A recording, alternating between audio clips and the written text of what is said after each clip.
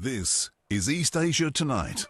Good evening, I'm Otelli Edwards. Tonight's top stories from East Asia. Japan and the Philippines advanced their defense cooperation with a pact that allows the deployment of troops on each other's soil. We'll ask an expert if it will add to or erode stability in the region. Meantime, China accuses Philippine warships of gravely damaging coral reefs in a disputed South China Sea as Manila pushes for a diplomatic solution to the maritime standoff. Plus, Myanmar's number 2, So Win, is in China. Our correspondent tells us what his mission is for the military government. And Samsung Electronics workers in South Korea on a 3-day strike. And their union threatens further action if the conglomerate continues to fall short of its demands.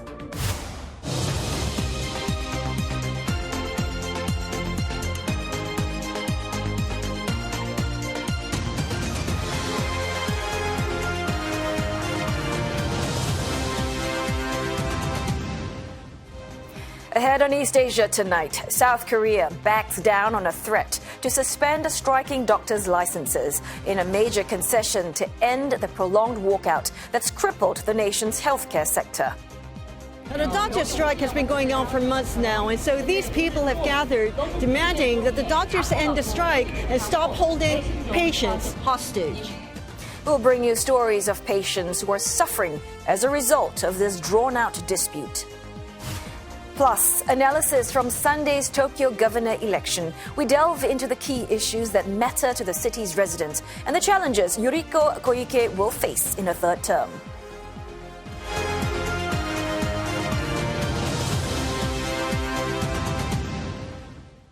Japan and the Philippines have signed a defense pact that will allow the deployment of troops on each other's soil for both training purposes and other operations. Well, the landmark accord, known as a reciprocal access agreement, comes as Manila sees more clashes with Chinese forces in a disputed South China Sea. Well, the two sides signed the deal in Manila in a ceremony witnessed by President Ferdinand Marcos Jr. The agreement will facilitate military cooperation, such as making the entry of foreign personnel and equipment easier. It's the first of its kind to be signed by Japan with an Asian country and would take effect after ratification by both countries' legislatures. Japan already supplies security equipment to the Philippines, including patrol vessels and a coastal radar surveillance system. Today marks the beginning of our enhancement of bilateral defense and military relations in the purview of, as Secretary Manalo said, maintaining an open, inclusive, and rules-based international order based on international law.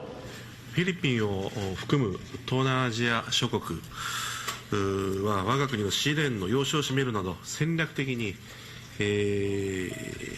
その非常に重要な位置にあり、我が国にとってフィリピンとの防衛協力交流を進展させることは極めて重要であります。Japan does not have any claim to the South China Sea, but it has its own disputes with Beijing over islands in the East China Sea. The Philippines and Japan are both longtime allies of the U.S. China says the Asia-Pacific region does not need military blocs or confrontation between different camps that encourage a new Cold War.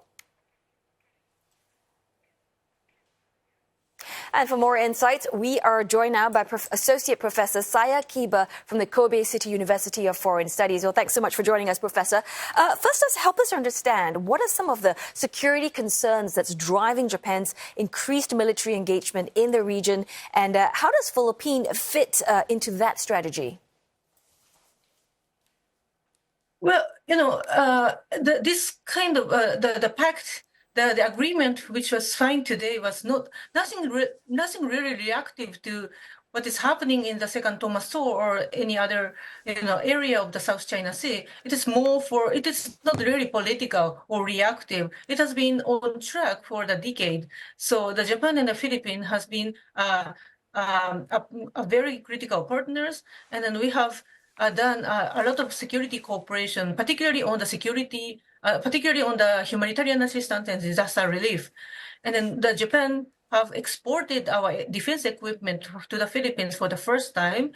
And then since last year, since the Prime Minister Kishida's visit to Manila, the two countries have discussed so many things, including, the new kind of deal to defense cooperation or to export our defense equipment to the Philippines for the surveillance or for the capacity building.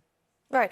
And Professor, you talked about, such operation would include humanitarian and sort of disaster relief efforts. But nevertheless, I mean, I'm wondering what China's response will be and how might this agreement impact the dynamics of the South China Sea dispute? Well, nothing to do with the South China Sea dispute. It is very far from our territory, and the Japan cannot do anything to the Philippines. So this is a kind of minilateral model in the region to ensure the free and open Indo-Pacific. And the Philippines, the U.S. is also the allies. The Japan, U.S. is the allies, but the Philippine Japan is nothing to do with the alliance. So this pact is to ease the access, the reciprocal access, and then ease the exchange, the mutual exchange between the Philippines and Japan, and also provide the forced legal protection. That is very important. For example, if there is any accident during the mission or the exercises, the individual service members of the military cannot be responsible. It is the state responsible. So that kind of legal protection is very important. So, but this is nothing to do with the mutual defense treaty, and this is not alliance. So the Japan cannot protect the Philippines, and the Philippines cannot protect Japan. So Japan cannot intervene in the South China Sea dispute, or we never send the combat forces to the Philippines. So everybody focus on the military aspect, but the Japan and the Philippines have been a long-time partner through the official development assistance, the civilian aid, and also the law enforcement capacity of the Coast Guard through the exchange between the Philippines and Japan, or surveillance protection, surveillance capacity building. So those are the things that this is the only effort to ensure the free and open South China Sea or the West Philippine Seas. And it is not to exclude some particular countries in this region. Yeah. Yeah. So I hear what you're saying, Professor Kiba, that, this pact has got nothing to do with the South China Sea per se. But could you also help us understand that such agreements, say, between Japan and Philippines, how does that reflect sort of like the evolving alliances and partnerships in the Asia-Pacific region? So I said it is nothing related to the combat operations. However, without the United States, without our only ally of the United States, we can do a lot of things through bilaterally with so by Australia, those partners.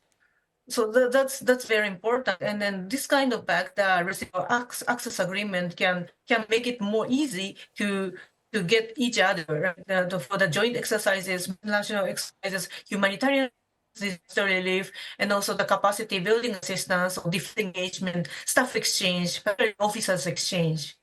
All right. We'll leave things as that for now. We've got a bit of a technical glitch there, but we could hear most of what you're saying. But thank you so very much for your time, Associate Professor Saya Kiba from the Kobe City University of Foreign Studies. China, meantime, has released findings asserting that a grounded Philippine warship at the second Thomas Shoal has caused damage to surrounding coral reefs. The report, citing data from a remote sensing and field investigation, said that a sharp decline in coral has been found on the shoal's reef flat and lagoon slope, especially in areas around the grounded vessel. It adds that high concentrations of heavy metals and oils are among pollutants found in the waters, and that coral health has been impacted by the vessel's discharge of garbage and sewage. Now, this release of the report comes after the Philippines made claims that China had damaged the marine environment Scarborough Shoal, some hundreds of kilometers away from the second Thomas Shoal. Manila says Beijing was responsible for the destruction of coral reefs and the illegal harvesting of endangered giant clams. The Philippines was last reported considering whether to lodge a case against China. South Korean President Yoon Suk-yeol is set to discuss with NATO leaders the distinct threat North Korea poses to Europe. Mr. Yoon's remarks were in response to a question from Reuters ahead of a visit to Washington for a NATO summit. Mr. Yoon warned of Pyongyang's deepening military ties with Moscow, saying that Russia must choose between the two Koreas where its true interests lie. Mr. Yoon added that South Korea will make a decision on weapons support for Ukraine based on how a new military pact between Moscow and Pyongyang plays out. Seoul had protested when President Vladimir Putin visited Pyongyang last month and signed a treaty with North Korean leader Kim Jong-un that covered mutual defense. With growing nuclear and missile threats from the north, Mr. Yoon has been pushing for greater security ties with Europe and other U.S. allies. Well, he's set to depart for Washington today to attend the NATO summit later this week. Myanmar's number 2 in the military leadership, So Win, is on an official visit to China. This comes about a week after Myanmar's former president, Thein Sein's trip to Beijing, where he met President Xi Jinping and Foreign Minister Wang Yi. Well, So Win is the highest-ranking official from the Myanmar military government to visit China. He's in Qingdao, Shandong province, to attend the Green Development Forum of the Shanghai Cooperation Organization. While there, So Win has held separate talks with Chinese officials where discussions included security and border stability and boosting bilateral trade. Now, this visit comes as the Myanmar military struggles to fend off coordinated attacks by ethnic armies, which started in October last year. And for more, our Myanmar correspondent, Leong Wai-kit, joins us live from Johor Bahru. So, Wai-kit, let's just talk about the timing of these visits, right? I mean, last week we spoke about the significance of former President Thein Sein's visit to Beijing, and now we have So Win's official visit. So what do these trips tell you about China's strategies on Myanmar? Right. On the surface, Oteli, if you look at the timeline of events, it would appear as if China were playing favorites or that former President Thein Sein's trip had paved the way for So Win's visit. But that's not the case, according to sources. In fact, last year, I'm told that China had stepped up engagements with Myanmar via 2 tracks, the diplomatic track and the military track. And it is via this military channel that Beijing was trying to reach out to So Win, engage him, and eventually invite him to China in the first quarter of this year. But I'm told that back then, Army Chief Min Aung Hlaing had trust issues with several of his subordinates, including So Win. So that engagement process and that invite was delayed. Now, the thing about China's engagement with junta-appointed ministers since the coup is that if they were to be invited to China, it will have to be on a multilateral platform, never on an exclusive bilateral ticket. So in a way, So Win had missed the boat. He has to wait for another opportunity. Meanwhile, via the diplomatic track, former President Thein Sein was available, and therefore he had come to Beijing in June, where, as you said earlier, Oteli, he met President Xi Jinping and Foreign Minister Wang Yi. So the key point here is that China has not stopped engaging with the Myanmar military leaders. But another source told me that Army Chief Min Aung Hlaing is not going to get an invite to China anytime soon unless he's able to produce concrete timelines, concrete plans for holding elections or for transitioning now to democracy. Yeah, so it's interesting to note that, China is continuing all these conversations, probably behind closed doors. You mentioned earlier that So Win has missed the boat, right? So help us understand a little bit about what then is he trying to achieve on behalf of the Myanmar military. Right, I reached out to 2 experts to ask them this. One of them is Mr. Amaratiha. He's a research fellow with the Peace Research Institute, Oslo. He says that So Win is likely to take this chance to reaffirm close bilateral ties with China. He also said that China is likely to take this chance to assure the Myanmar military that it is not given up on it yet. It is still committed to helping it transit to democracy. Also likely for China to want to show the world that it is not as angry as it's made out to be for Myanmar's mishandling of the online scam syndicates or its inability to stop fighting at the border areas. Now, another expert I spoke to is Ms. Yun Sun. She's with the Stinson Center. She's an expert on Myanmar-China ties, and she says that So Win will have a lot of explaining to do when he's in China, especially with the junta's plan to hold elections, as well as a recent Myanmar military and U.S. government official meeting in Hanoi.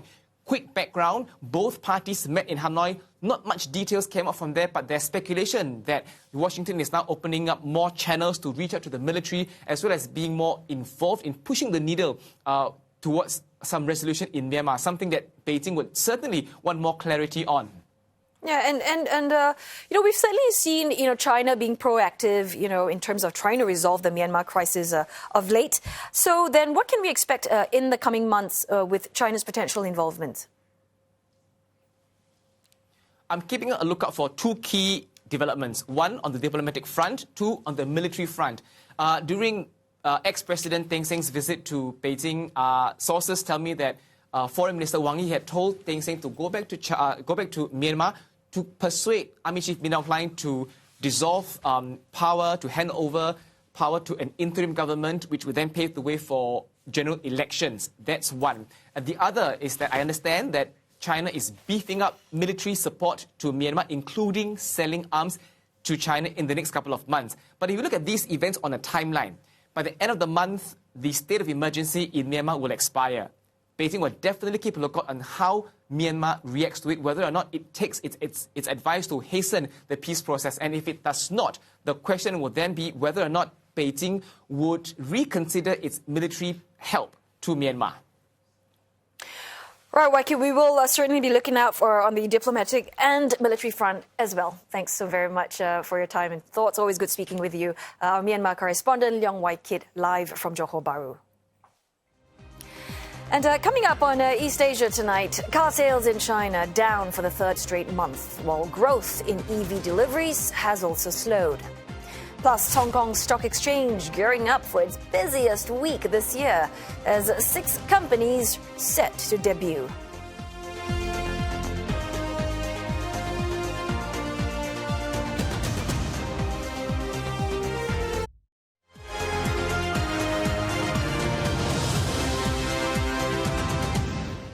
Glad to have your company on East Asia tonight this Monday. It's time now for a business update with Olivia Mazuki and another strike in South Korea, and this time it's Samsung workers? Yeah, it is a prickly time to be in South Korea right now, isn't it, Oteli? And the labor union warns there could be more. Unionized worker at the world's biggest memory chip maker, Samsung Electronics, have begun a 3-day strike over wages and benefits, the first at the South Korean conglomerate, which was founded 55 years ago. They held a rally outside its semiconductor factory in Hwaseong, Gyeonggi Province, threatening further action if the management does not accept their demands. CNA senior Korea correspondent Lim Yeon-suk has more. Thousands of unhappy workers at Samsung Electronics braved heavy rain in the largest organized labor action by its union since it was set up in 2019. Wearing headbands and raincoats, workers chanted slogans demanding their demands be met. And these include wage hikes above the 5.1% offered by the company, an extra day of annual leave, and a change to the employee bonus system. 복지들도 계속 역행하고 있고 불합리한 임금 인상이라든지 투명하지 않는 성과급 제도 관련해가지고 전혀 어떠한 이제 타협도 없이 사측은 일방적으로 통보를 하고 있기 때문에 그 부분에서 직원들이 많은 불만을 가지고 오늘 총파업에 돌입하게 되었습니다. Both sides have been in talks since January, but they have failed to narrow the differences on benefits and wage increases. Unionized workers threaten to go on another longer strike if their demands are not met, starting next Monday for 5 days. The union says it has slightly more than 30,000 members, about a quarter of the company's total workforce. And among them, about 5,200 people from factory facility, manufacturing and development joined in the protest. 저희는 정말 단순한 휴가, 임금을 많이 올려달라는 것도 아니고요. 일방적으로 좀 하지 말아달라는. 회사가 이렇게 심각한지 몰랐는데 노조에 가입하고 나서 보니까 정말 불투명한 보상들이 정말 많더라고요. 그래서 성과급 제도가 정말 공정하지 않거든요.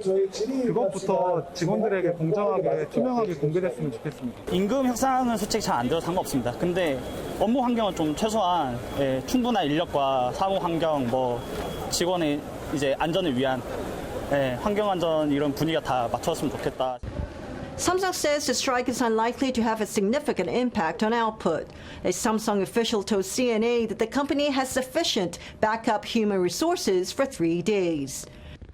Experts did not expect a major impact from the strike now, but if the dispute continues, they say there could be a negative ripple impact across the entire semiconductor and electronics value chain, and even the country's economy, since the conglomerate's businesses are estimated to account for about 15% of South Korea's economy. Lim Yan-suk, CNA, Seoul. It's a mostly downbeat day here in East Asia as traders start a fresh week. In South Korea, the benchmark Kospi closing a touch in the red. Samsung Electronics closed slightly higher, even though the stock has pared back some of its earlier gains. Workers at the South Korean tech giant start to walk off their job today, prompting the biggest ever organized labor action for the firm. And the Nikkei 225 giving up its earlier gains as well to close in the red. Japan's real wages fell for a record 26 straight month, highlighting the pain of inflation that's dampening household spending and complicating the BOJ's efforts to normalize monetary policy. In Taipei, shares of TSMC rose to a record high. That's after Morgan Stanley raised its target on the stock by about 9%. The broker also sees TSMC hiking wafer prices due to its strong bargaining power. Morgan Stanley joined a list of brokers boosting price targets on the chip maker before its earnings next week. TSMC shares jump as much as 4% at one point, extending its rally this year to around 75%, and that beats the TAIEX by a wide margin. And Greater China indices started the week on the back foot, led by the Hang Seng there with declines about 1.5%, taking its total decline from a 20th May peak to more than 9%. Shanghai also losing ground, falling to its lowest close since 19th February. And investors are waiting for the third plenum on the Communist Party's Central Committee next week, hoping for more policy stimulus.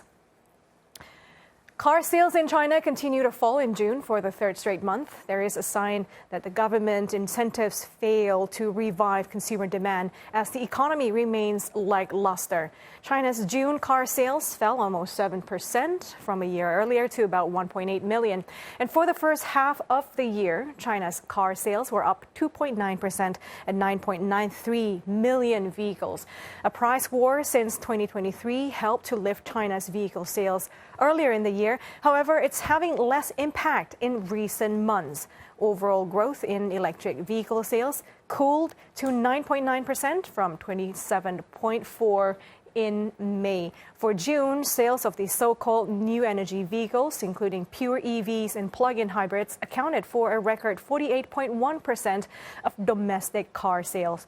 Chinese EV giant BYD and relative newcomers such as NIO, Zeekr, and Leap Motor all reported record sales for the month. As for exports, overall June shipments rose 28% on year, faster than May. But the trend could weaken after the European Commission last week confirmed provisional import tariffs of up to 37.6% of Chinese-made EVs. And China's Ping An Bank is reportedly relocating more than 100 staff in Shanghai to its home base in Shenzhen in a cost-cutting bid. The move comes as China's banking industry struggles with profitability.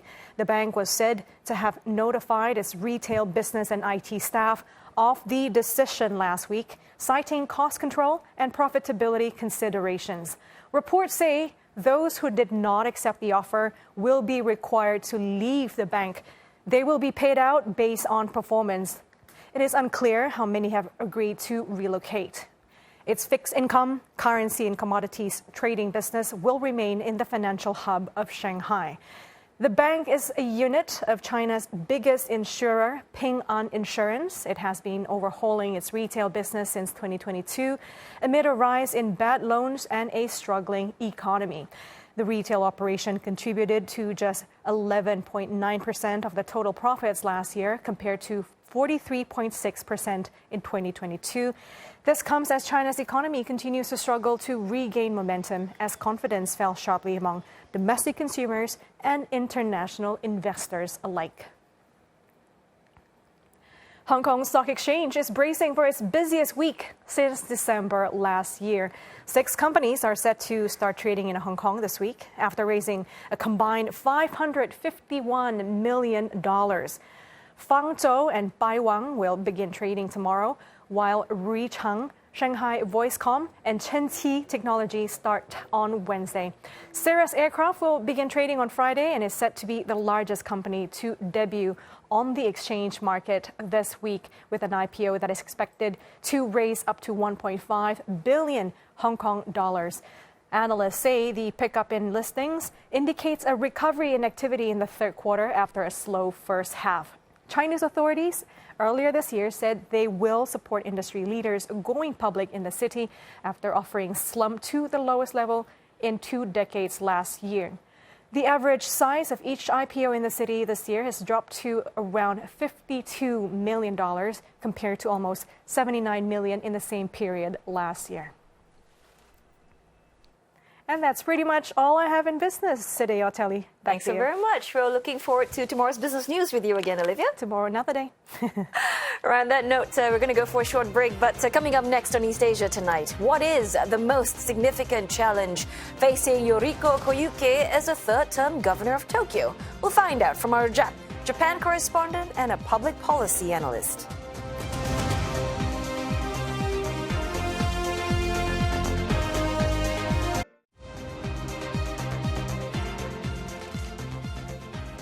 Japan and the Philippines sign a key defense pact that will allow the deployment of troops on each other's territory.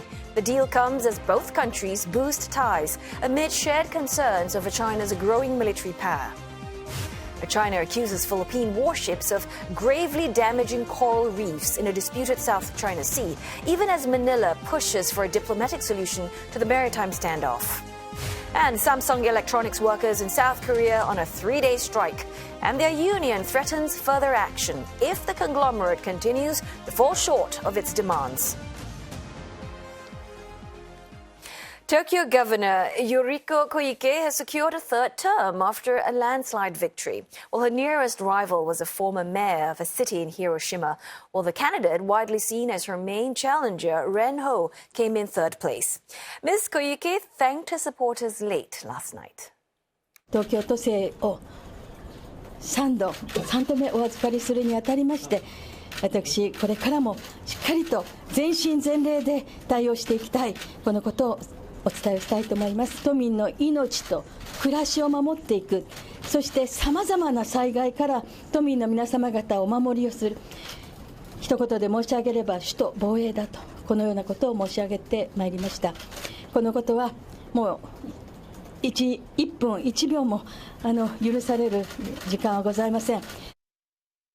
Ms. Koike ran against a record 55 people in the polls. She has promised to strengthen Tokyo's welfare, economy, disaster management, and to increase support for parents, saying she wants people to see childbirth and raising children as happiness. Japan's birth rate fell to a record low of 1.2 last year, and Tokyo's 0.99 was among the lowest among the regions. Well, the role of Tokyo governor is one of Japan's most influential posts. The mega city of 14 million people has outsized political and cultural power and a budget equaling some nations. Ms. Koike's win is also a relief for Prime Minister Fumio Kishida's ruling Conservative Party. She is backed by an alliance led by his ruling Liberal Democratic Party, of which she is a former member. And for more analysis, let's speak with CNA correspondent Michio Ishida in Tokyo and also in the Japanese capital, Kotaro Tamura, adjunct professor from Lee Kuan Yew School of Public Policy. Well, thank you both for joining us this evening. First to you, Professor, help us understand, what do the election results indicate about some of the key issues that matter most to Tokyo's voters, like their priorities and their concerns? So according to many media statistics in Japan, so the most important issue was the pension and the social security. The second was the economy and employment. Third one is disaster prevention. So that is more like national election topics. So, Michio, can you just also help us understand, I mean, with Koike, what do you think is going to be the most significant challenge for her post-election? How is she going to, address some of those concerns which Professor mentioned, whether it's social security, the economy, or disasters? Well, actually, Ms. Koike stressed in her victory speech that children first policy is her utmost of importance. It's on the back of Tokyo's fertility rate of less than 1, and she pledged to subsidize childbirth. Rents for households with children. She has distributed monthly allowances of 5,000 yen, about $30 to residents up to 18 years of age. Already she's promoted a free high school education, but that actually drew criticism from governors of other prefectures, arguing she can do it because Tokyo is a rich city. She wants to promote a digital transformation and to promote hospitals for those with dementia. And she wants to promote higher wages for workers and social welfare, as there are more and more care workers leaving the job. And she needs to stop that trend. And she is concerned about the recent heat wave, frequent natural disasters, and stressed she will protect the lives of the people of Tokyo. But she must lay out a specific plan. Now, Professor Tamura, this election campaign was unconventional. There were 56 candidates, the most ever. A party fielded 24 candidates and used their slots of campaign panels and public places to sell those to the general public. Instead of faces of candidates on panels, we saw cats, dogs on some of those panels. Then when Ms. Koike gave her campaign speech, there were onlookers shouting at her, demanding that she quit. You, I believe yourself, were a parliamentarian. What do you make of all these? So this is a massive election with the 11 million registered voter and very large constituency. In order to win this election, you need to have a national level name recognition.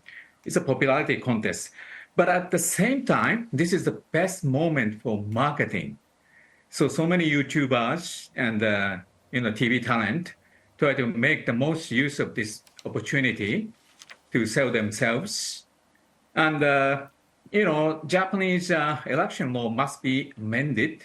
We didn't assume so many candidates are coming to campaign at the same time. So many. So there was no enough space, as you have mentioned, for posters to be hanged. So, Japanese election is coming to the very interesting moment. And the frustration among the public, especially young people, is not actively, but, toward the, the Koike-san's rival. So I think I see the frustration like that is happening UK, France, Canada, probably in the US. So, like other G7 nations, Japan's people's frustration coming from high price and also anxiety coming from the technological change to the society. I think that's making these kind of very interesting phenomena. And Professor Tamura, you talked about, to a certain extent that this is, a popularity contest. So to what extent does Koike-san's victory indicate about the LDP's strength and influence in Tokyo politics and its ability to maintain that control in future elections? So as I mentioned, this is very special, election. This cannot be a litmus test. This cannot be a litmus test for the incoming lower house election. But at the same time, there was a very good touchstone happened at the same time. That was a by-election for the Tokyo government gubernatorial assembly election. It's a by-election, only happened in 9 constituency. Out of 9, LDP could won only 2 seats. Used to have 5 seats out of 9. It was not perfect, but even worse. Although opposition this time was so fragmented compared to the government change happened 2010, 15 years ago, but LDP is losing toward that weak, fragmented oppositions. So only 2 seats they get from 9. It can be said disastrous. And the term limit for the lower house members within 1 year. So I don't think it's easy for LDP to change the course of this. So LDP going to have a very, very tough time. Yeah, and you in the next mentioned that. election. Yeah, it is not exactly the litmus test, for the next lower house elections. But Micho here, perhaps you can help some of our viewers understand then a little bit more about Koike-san's sort of her leadership style, because some people say that she is kind of pragmatic, but she's not really transformative and she's not really bold. So then I'm wondering how then is she going to shift the needle on say boosting the population numbers, birth rate in Tokyo itself, which was a part of her campaign, when she was campaigning during this period? Okay, well, she's fairly unpredictable. That's maybe perhaps one of the reasons that makes her interesting. Maybe I can refer back to the days of COVID-19 pandemic. She was visible, addressing to the public, online, on TV, on the big screens on city buildings. She'd stay home, and call for people for social distancing, and residents actually listened. She was like Tokyo's big mama. Then she is known for her ex-handle name, Eko Yuri. She was environment minister, and she implemented the light summer wear, no necktie style for men. Staff at her environment ministry then worked in light attire, and that style expanded to many sectors to help reduce power usage of air conditioners. And her recent green undertaking as governor is requiring new homes to be installed with solar panels from 2025, and it's expected to reduce Tokyo's greenhouse emission by 50% by 2030. For inbound tourists, she launched this nighttime entertainment with projection mapping, and most iconic is Godzilla projection mapping. But she really needs to figure out a more effective children's policy to raise Tokyo's fertility rate. We don't need more people in Tokyo. It's crowded enough, but we do need more women to be encouraged to give birth. But it's challenging because many women in Tokyo actually work. They have a job. Now, Professor Tamura, in this election, there were many high-profile candidates. One of the major candidates would be former model and cabinet minister, Ms. Renho. And we thought that she'd be in tight competition against Ms. Koike with her party, the Constitutional Democratic Party, gaining momentum, winning a series of elections this year. But Ms. Renho was an even runner-up, beaten by this unknown former mayor of a city in Hiroshima who took 24% of votes. He didn't even have political party backing. So what happened here, do you think? I think, she lost the support from the independent voters. Independent voters in Tokyo is the largest chunk of the voters. And the largest number was taken by, as I mentioned, the unknown former mayor in the countryside, was the gainer of the largest vote from independent. So Renho-san's biggest mistake was she was not talking about her own policy.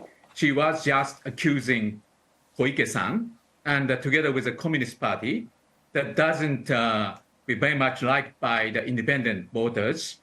So I think she made two mistakes. One is not talking about her own policy, just blaming, and shake hands with Communist Party that is more hated by independent voters. That's the huge mistake, I think. So those mistakes aside, Professor, how do you think Koike-san's re-election, do you see it reflecting maybe the broader narrative of a shifting political landscape in East Asia, whether it's in South Korea or in, Japan or in China? Maybe is there a sense that there's rising nationalism or populism or some kind of a democratic resurgence? Do you notice any broad-based difference across East Asia? Well, from this Tokyo gubernatorial elections, I don't see that very much. But as Michio-san mentioned, Koike-san's final goal is to be a prime minister. So many voters come to understand this is nothing but a waiting position, Tokyo governor, and she's ready to become the the very first female prime minister in the conservative LDP. Although she sounds like she knows how to sound good, how to look good, because she used to be like people like you, media anchor person. So sometimes she disguises she's, progressive, but sometimes if she need it, she try to be a conservative. So she cannot be a touchstone. The national momentum is going right wing or left wing because she's such a great populist. But I think people are waiting for the change. Yeah. That's the outcome of the second run-up. Unknown candidate from local city get more than 1.5 million votes. So Japanese people definitely want change, like the people in the UK or France or Canada. Yeah, or so in the Professor, US. very quickly before I let you go, what are her chances of becoming Prime Minister, you think? Just very quickly. It's very slim at the moment. Okay. Not very big. All right, great.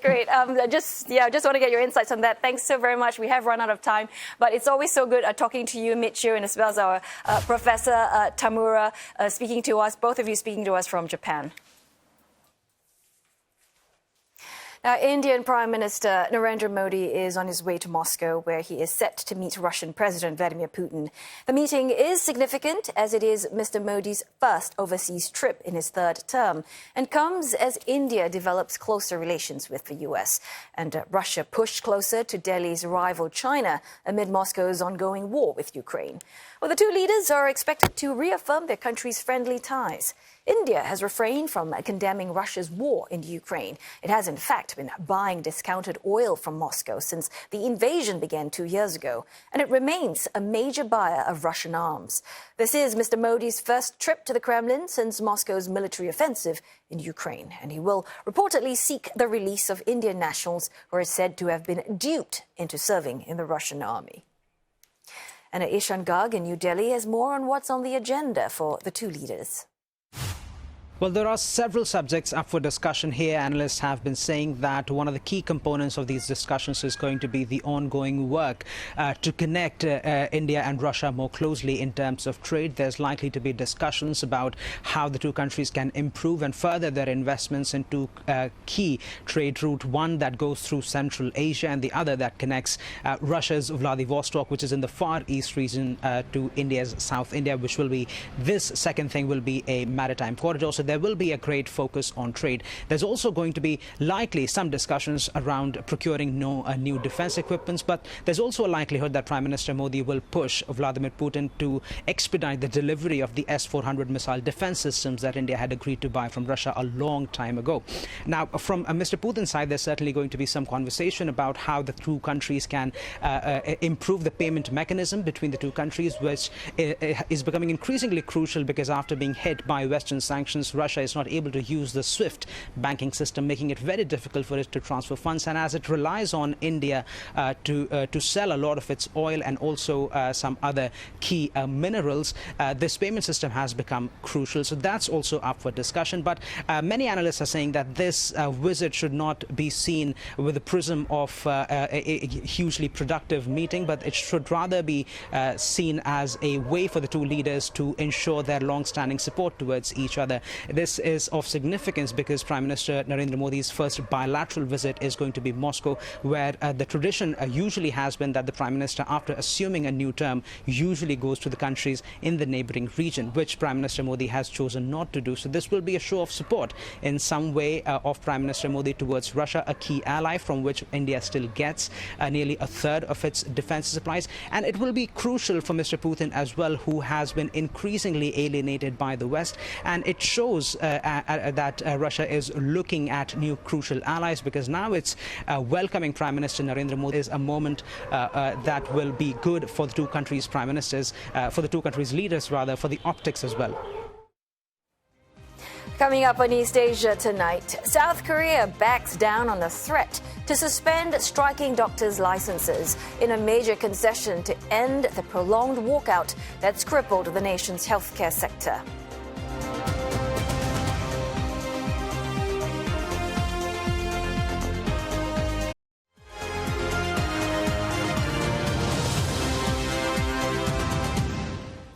South Korean authorities have offered another concession in the doctors' strike that has paralyzed the country's medical system.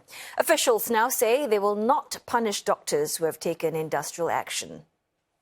오늘 중대본에서는 수련 현장의 건의 사항과 의료 현장 상황을 종합적으로 고려하여 오늘부로 모든 전공의에 대해 복귀 여부에 상관없이 행정 처분을 하지 않기로 결정하였습니다.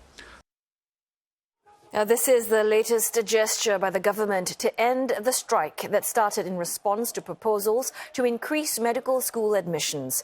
This is also a big U-turn from the government, which had previously vowed to suspend the medical licenses of the striking doctors. The government had already offered another concession by scaling back the size of the reforms. But the refusal by authorities to drop the plan entirely has meant that around 12,000 doctors remain on strike, as they have been since February. The government says the reforms will address the country's low doctor-to-population ratio. The protesting doctors say they will erode the quality of services, but supporters of the plan accuse the doctors of trying to safeguard their salaries and social status. Well, many patients are caught in the middle since junior doctors walked out of their jobs, disrupting medical care and hospital admissions. Well, CNA's Lim Yun-suk finds out how patients are affected. A rally in central Seoul earlier this month by dozens of groups fighting for patients' rights from across the country. Thousands of trainee doctors have stopped work since February in protest against the government's plan to increase medical school quotas. Now, the doctor strike has been going on for months now, and so these people have gathered demanding that the doctors end the strike and stop holding patients hostage. At the rally was 60-year-old Lisa Kim, who has pancreatic cancer. 간 농약으로 병원에 입원했는데요.